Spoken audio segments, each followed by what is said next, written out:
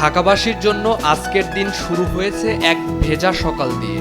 আবহাওয়া অধিদপ্তর জানিয়েছে বৃহস্পতিবার ২৯ মে রাজধানী জুড়ে সারাদিনই থাকতে পারে টানা বৃষ্টি। ওয়ালটন আবারও মিলিয়নিয়ার অফারে ওয়ালটন ফ্রিজ কিনে আপনিও হয়ে যেতে পারেন মিলিয়নিয়ার। সকাল থেকে শুরু হওয়া গুড়ি মাঝারি মাত্রার বৃষ্টিপাত ধীরে ধীরে তীব্র রূপ নিতে পারে দুপুরের পর থেকেই। বঙ্গোপসাগরে সৃষ্ট সুস্পষ্ট লঘুচাপটি নিম্নচাপে পরিণত হয়েছে। এর প্রভাবে রাজধানী ঢাকাসহ দেশের বিভিন্ন স্থানে শুরু হয়েছে বৃষ্টি।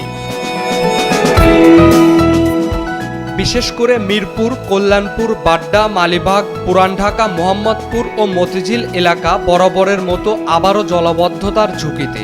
যানজটে বিপর্যস্ত হতে পারে রাজধানীর স্বাভাবিক যাতায়াত ব্যবস্থা। শহরের বিভিন্ন প্রান্তে দেখা গেছে রাস্তার পাশে জমে আছে পানি। অনেক জায়গায় ভেঙে পড়েছে রিকশার ছাতা, ট্রাফিক সিগন্যালে জমে যাচ্ছে যানবাহনের লম্বা সারি।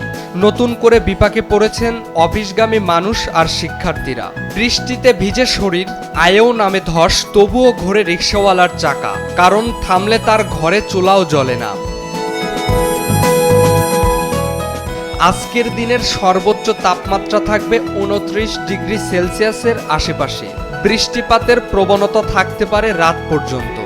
ঢাকাসহ ৯টি অঞ্চলে সন্ধ্যার মধ্যে সর্বোচ্চ ৮০ কিলোমিটার বেগে ঝড় বয়ে যেতে পারে বলে আভাস দিয়েছে আবহাওয়া অধিদপ্তর।